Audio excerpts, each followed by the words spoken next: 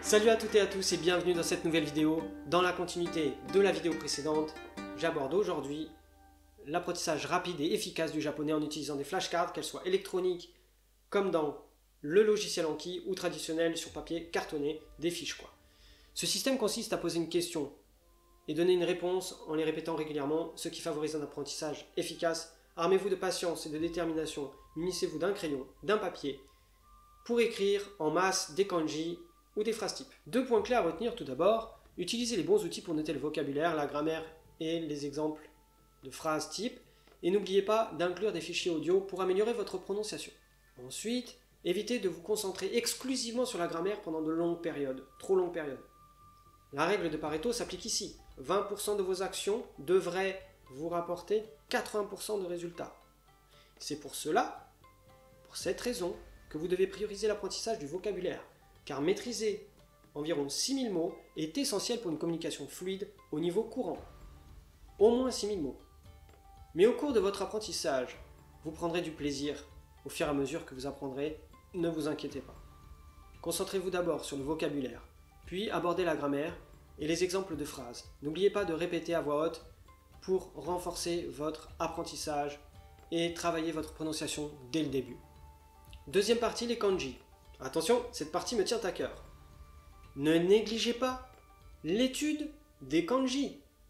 Même s'il semble qu'ils soient difficiles pour nous, les kanji sont omniprésents au Japon et constituent environ 30% en moyenne des caractères dans un texte. Oui, vous m'avez bien entendu. 30%. Ils sont partout. Dans le métro, dans les livres, à la télé, dans les séries, etc. Ne laissez pas les autres vous décourager ou vous faire croire, subliminalement ou indirectement, que sais-je encore, qu'ils ne sont pas prioritaires. Oui, les kanji sont prioritaires. Oui, à l'université, nous avons commencé à les étudier après seulement 2 semaines et c'est pas pour rien. Parce que quand vous avez des dizaines de kanas, vous avez à côté des centaines, 2000 kanji, quoi. Donc c'est pas le même rapport de... C'est pas le même ratio, quoi. Voyez ? Même si cela peut sembler difficile, ne remettez pas cela plus tard. Car tout comme les enfants qui n'ont pas besoin de plusieurs années pour apprendre à faire du vélo sans les roulettes, vous pouvez également vous lancer rapidement dans l'apprentissage des kanji. Mais oui, pourquoi pas ? Non ? Pour la méthode, pas de problème. Choisissez une appli de votre choix, un dictionnaire électronique ou sur un smartphone, et tapez dans le dictionnaire le mot de vocabulaire dont vous voulez connaître le tracé des kanji associés, et regardez et recopiez. Prenez le temps de faire bien les choses.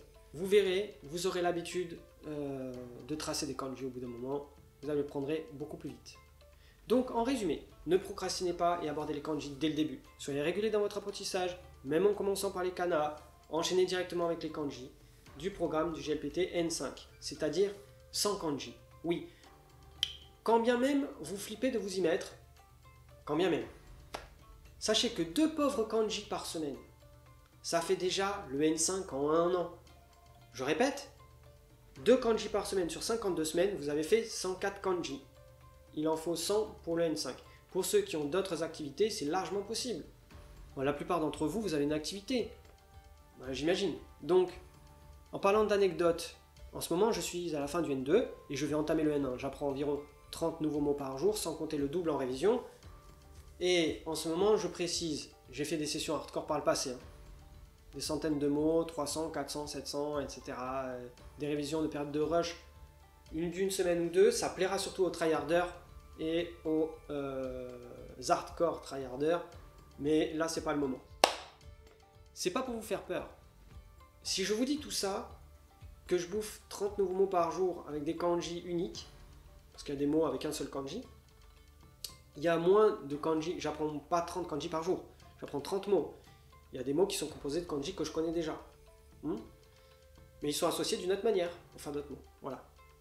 Donc c'était à figure d'exemple pour vous dire qu'on prend l'habitude de tracer les kanji. Donc ne vous inquiétez pas, c'est une habitude. D'ailleurs, le mot habitude est un concept très intéressant en développement personnel d'ailleurs.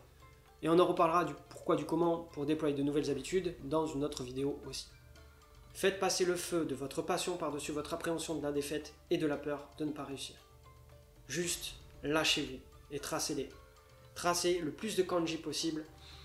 C'est pas grave si vous ne le retenez pas. Déjà, vous habituez votre main, votre cerveau, les connexions à tracer. Vos connexions cérébrales. Bon allez, on s'arrête là. Il est temps de mettre le petit pouce bleu, l'abonnement et la cloche. Et on est bon. En tout cas, je vous félicite pour votre engagement. Si vous êtes toujours là, bravo. N'oubliez pas que chaque étape mène à une autre. Profitez du processus et continuez à avancer. Foncez tout droit. Continuez à travailler sur votre vocabulaire, votre grammaire et votre prononciation. Réécoutez des phrases, faites du shadowing. C'est-à-dire, répétez après avoir écouté, avec le texte à l'appui. En tout cas, bravo pour votre détermination et à bientôt pour une prochaine vidéo. Matane. Portez-vous bien. Ciao.